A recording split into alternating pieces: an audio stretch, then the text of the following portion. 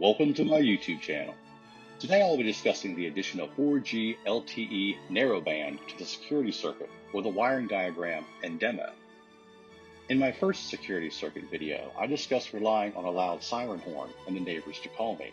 However, in case there is a time when the neighbors are not around to hear the alarm, I decided to add 4G LTE narrowband to the security circuit to send a text message if the alarm is activated.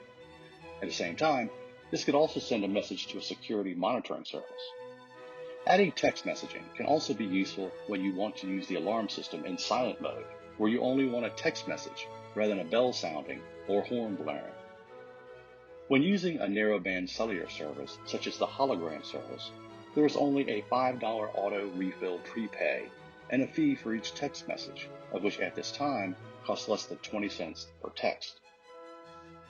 In my first published video, I commented on the Arduino, and the reason I preferred hardware only over software and hardware is because software runs on a clock in a loop, wasting electricity, while hardware only has fewer electrons flowing in the circuit, and therefore hardware only is more economical.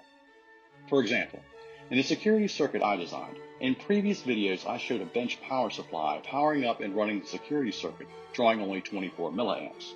If the security circuit did not constantly power up a 20 milliamp LED, the hardware-only circuit would draw less current. When adding 4G LTE, a modem chip is needed, which requires an oscillator clock, microcontroller, and UART chip. Therefore, I again considered the Arduino. After extensive research, I found an open-source 4G LTE narrowband modem shield for an Arduino that can use interrupts to put the Arduino into low power mode when the alarm is not activated. This 4G LTE open source circuit board is courtesy of Botletics, supporting not only SMS text messaging for security systems.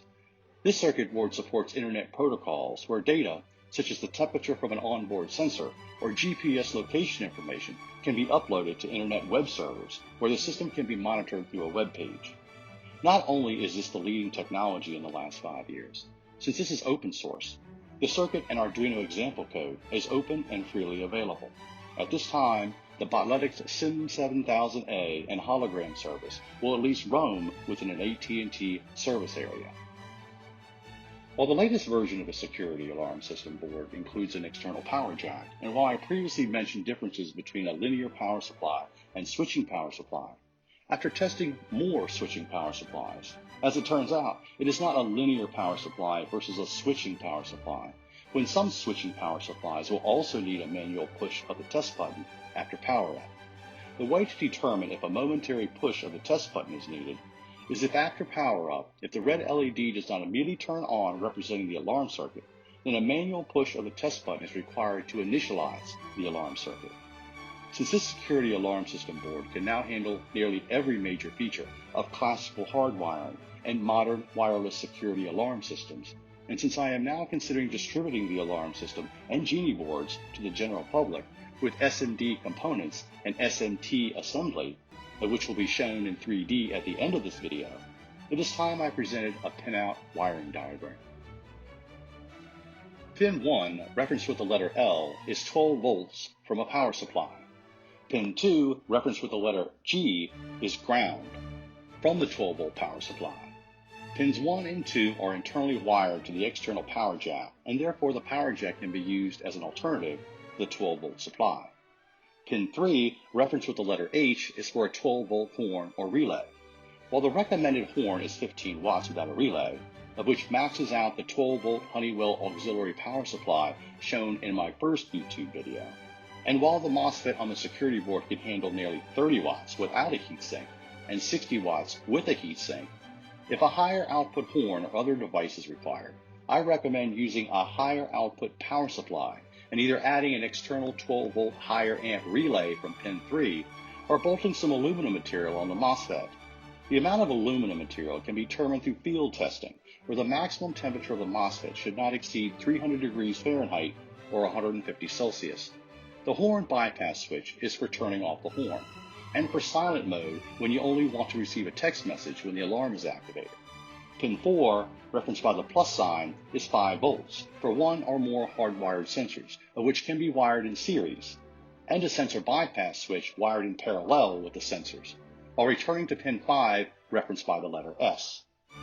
The advantage when using hardwired sensors over wireless sensors is reliability, when you can use simple magnetic reed switches at the doors and windows and/or hardwired motion detectors and never change a sensor battery. Pin 6 is for an optional push button for the arming bypass delay timer to momentarily pull pin 6 to ground, which allows up to a minute to leave the area before the security system starts reading the sensors. As a note, if the alarm is already sounding, then pushing this button will not turn off the alarm. Pin 7 is for a wireless bypass switch. If wireless is not being used, then pin 7 does not need to be used. If wireless is being used, and if not using a bypass switch, a jumper wire must be placed between pins 4 and 7.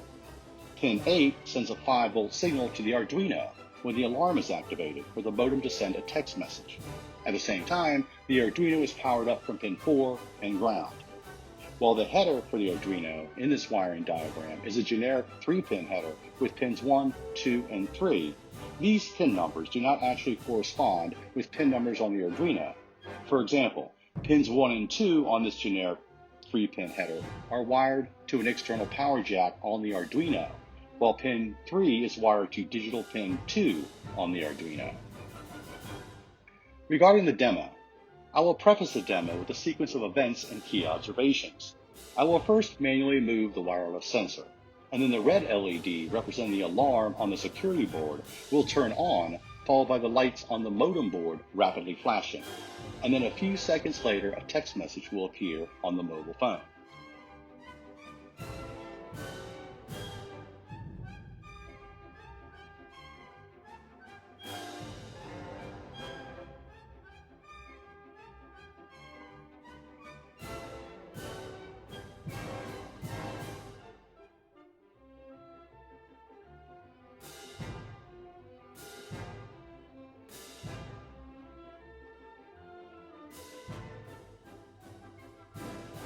The phone number and text message sent to the mobile phone can be customized in the Arduino code before uploading the code and using the modem.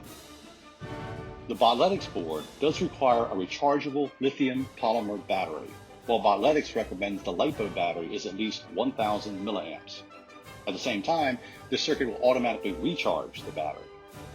The latest version of the security alarm system now includes diodes for the wireless receiver circuit, and therefore every dip switch on the security board can be in the on position.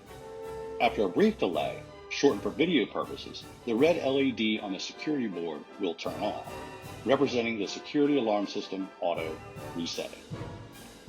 If you like this video, or just learned something in this video, please click like on the YouTube page below this video. Thank you.